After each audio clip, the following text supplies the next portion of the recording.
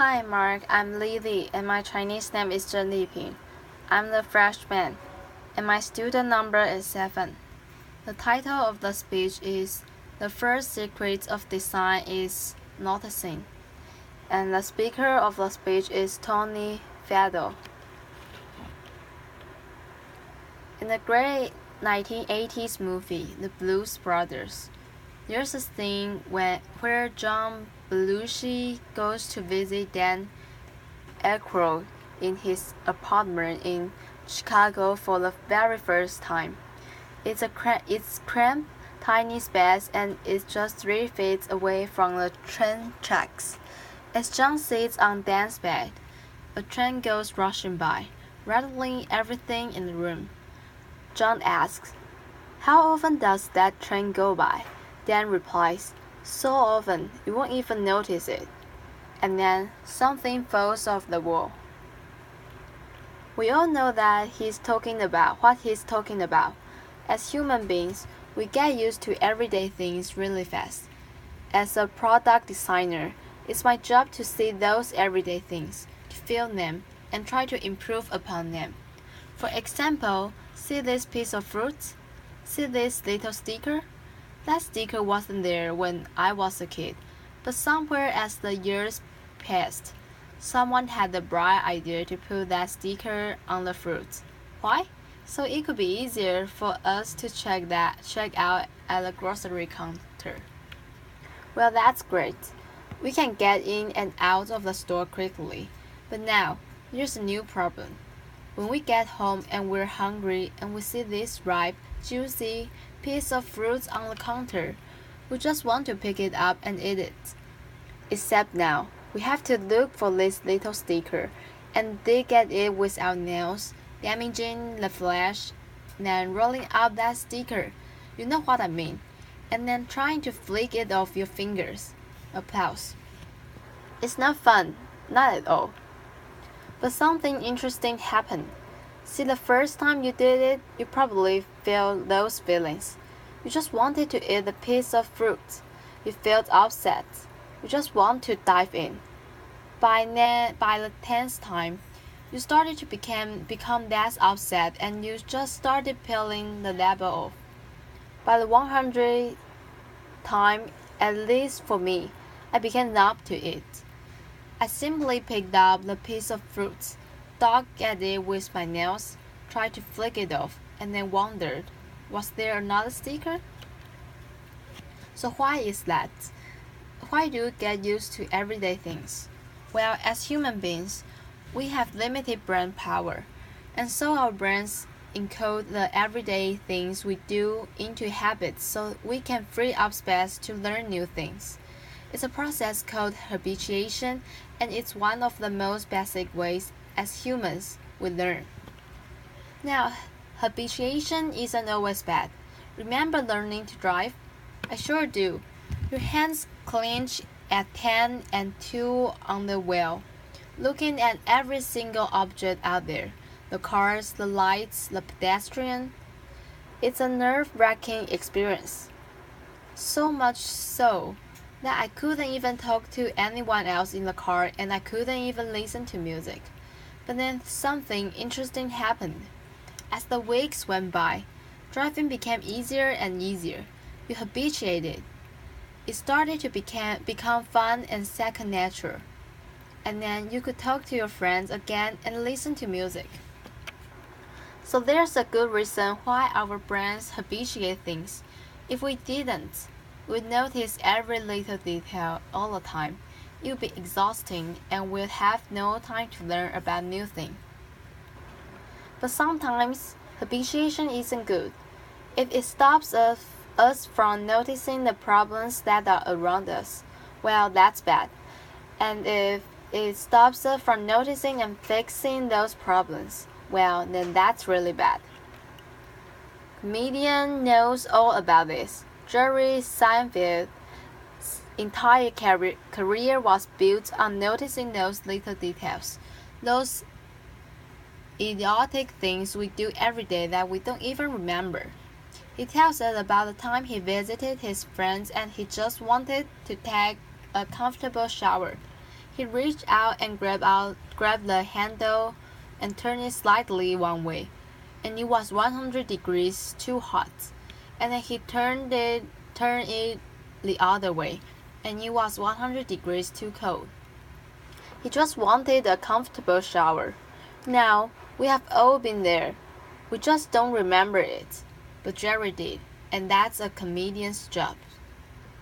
But designers, innovators, and entrepreneurs, it's our job to not just notice those things, but to go one step further and try to fix them.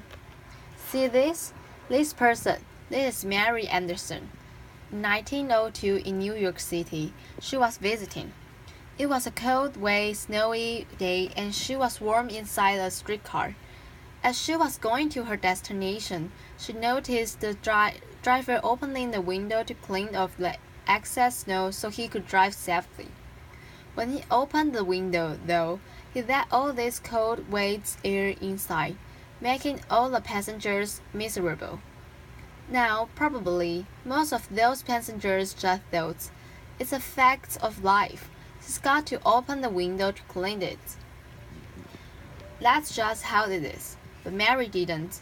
Mary thought, what if the driver could actually clean the windshield from the inside so that he could stay safe and drive and the passengers could actually stay warm? So she picked up her sketchbook right then and there and began drawing what would become the world's first windshield wiper. Now, as a product designer, I try to learn from people like Mary to try to see the world the way it really is, not the way we think it is. Why? Because it's easy to solve a problem that almost everyone sees, but it's hard to solve a problem that almost no one sees. Now, some people think you're born with this ability or you're not, as if Mary Anderson was hardwired at birth to see the world more clearly. That wasn't the case for me. I had to work at it. During my years at Apple, Steve Jobs challenged us to come into work every day, to see our products through the eyes of the customer, the new customer, the one that has fierce and possible frustration and hopeful exhilaration that their new technology product could work straight away for them. He called it staying beginners and wanted to make sure that we focus on those tiny little details to make them faster, easier, and seamless for the new customers. So I remember this clearly in the very earliest days of the iPod. See, back in the 90s, being a gadget freak like I am, I would rush out to the store for the very, very latest gadgets. I'll take all the time to get to the store, I'll check out, I'll come back home, I'll start to unbox it, and then there was another little sticker. The one that said, charge before use. What? I can't believe it. I just spent all this time buying these products and now I have to charge before use? I have to wait what feels like an eternity to use that coveted new toy. It was crazy. But you know what? Almost every product back then did that. When it had batteries in it, you had to charge it before you used it. Well, Steve noticed that and then he said, we're not going to let that happen to our products. So what did we do? Typically, when you have a product that has a hard drive in it, you run it for about 30 minutes in the factory to make sure that hard drive's going to be worked years later for the customer after they pulled it out of the box. What did we do instead? We ran that product for over 2 hours. Why? Well, first off, we could make a higher quality product, be easy to test, and make sure it was great for the customer. But most importantly, the battery came fully charged right out of the box, ready to use, so that customer with all that exhilaration could just start using the product. It was great and it worked. People liked it. Today, almost every product that you get that's battery powered comes out of the box fully charged, even if it doesn't have a hard drive. But back then, we noticed that detail and we fixed it. And now everyone else does that as well. No more charge before use. So why am I telling you this? Well, it's seeing the invisible problem, not just the obvious problem. That's important, not just for product design, but for everything we do. You see, there are invisible problems all around us, ones we can solve. But first, we need to see them, to feel them. So I'm hesitant to give you any tips about neuroscience or psychology. There's far too many experienced people in the TED community who would know how much more about that than I ever will. But let me leave you with a few tips that I do, that we all can do to fight habituation. My first tip is to look broader. You see, when you are tackling a problem, sometimes there are a lot of steps that lead up to that problem, and sometimes a lot of steps after it. If you can take a step back and look broader, maybe you can change some of those boxes before the problem. Maybe you can combine them. Maybe you can remove them altogether to make that better. Take thermostats, for instance. In the 19th, when they first came out, they were really simple to use. You could turn them up or turn them down. People understood them. But in the 1970s, the energy crisis struck, and customers started thinking about how to save energy. So what happened? Thermostat designers decided to add a new step. Instead of just turning up and down, you now had to program it, so you could tell it the temperature you wanted at a certain time. Now that seemed great. Every thermostat has started adding that features. But it turned out that no one saved any energy. Now why is that? Well, people couldn't predict the future. They just didn't know how their weeks would change season to season, year to year. So no one was saving energy. And what happened? Thermostat designers went back to the drawing board and they focused on that programming step. They made better UIs, they made better documentation, but still, years later, people were not saving any energy because they just couldn't predict the future. So what did we do?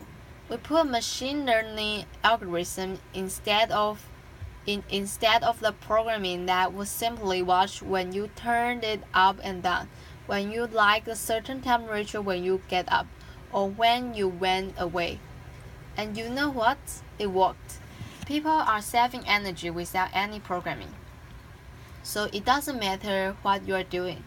If you take a step back and look at all the boxes, maybe there's a way to remove one or combine them so that you can make that process much simpler. So that's my first tip. Look broader. For my second tip is to look closer. One of my greatest teachers was my grandfather. He told me all about the world.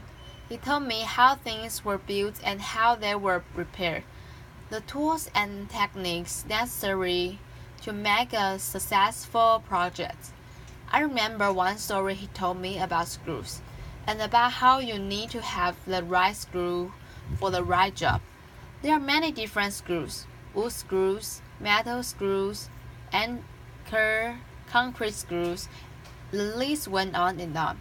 Our job is to make products that are easy to install for all of our customers and sell without professionals.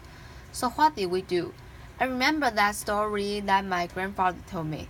And so we thought, how many different screws can we put in the box? Was it going to be 2, 3, 4, 5? Because there are so many different wood types. So we thought about it. We optimized it. And we came out with 3 different screws to put in the box. We thought that was going to solve the problem, but it turned out it didn't. So we shipped the product and people weren't having a great experience. So what did we do? We went back to the drawing board just instantly after we figured out we didn't get it right. And we designed a special screw, a custom screw, much to the chagrin of our investors. They were like, "Why are you spending so much time on a little screw? Get out there and spend and sell more." And we said, "We'll sell more if we get this right." And it turned out we did. With that custom little screw, there was just one screw in the box that was easy to mount and put on the wall.